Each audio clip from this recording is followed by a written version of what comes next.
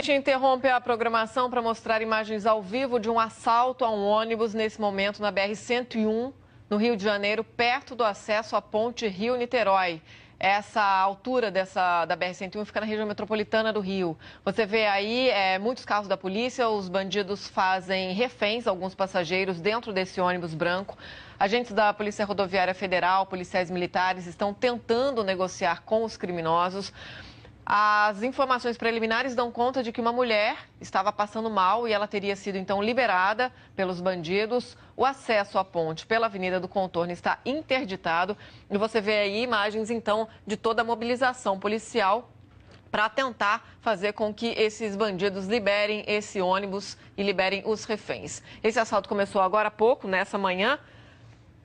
E faz com que o acesso aí à ponte Rio-Niterói seja interditado. Essa é a Avenida do Contorno, é uma avenida bastante importante aí na região metropolitana para quem acessa a ponte Rio-Niterói no sentido do Rio de Janeiro. A gente até vê ali a placa da saída 322 no sentido do Rio de Janeiro, é justamente o acesso para a ponte Rio-Niterói. Esses bandidos, a gente ainda não sabe como esse assalto começou, mas fato é que esse ônibus aí, ele não segue para a ponte Rio-Niterói. O ônibus dessa linha, ele vai para o centro da cidade de Niterói, ele não vai para o Rio de Janeiro, mas ele passa por aí, por esse acesso, perto da entrada do acesso à ponte, para seguir então para o centro de Niterói. E aí os bandidos fizeram reféns os passageiros desse ônibus e a polícia tenta negociar com eles. O acesso à ponte pela Avenida do Contorno segue interditado por conta dessa ocorrência policial e uma refém teria sido liberada mais cedo, que seria uma mulher grávida.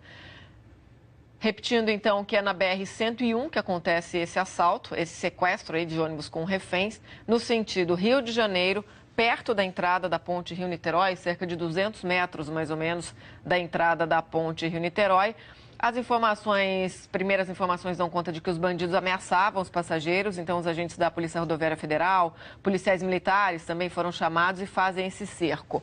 Já dura mais ou menos uns 20 minutos esse cerco aí a esse ônibus, que teria começado esse assalto por volta das 9 horas da manhã, agora 9h22 pelo horário de Brasília. E os policiais militares e os homens da Polícia Rodoviária Federal tentam negociar com esses bandidos. Esse ônibus faz a linha Alcântara-Niterói, Alcântara, que é um bairro ali de São Gonçalo, na região metropolitana do Rio de Janeiro, e ele segue então para Niterói. Fazendo esse trajeto, foi tomado por esses bandidos aí, esses assaltantes, que fazem os passageiros reféns.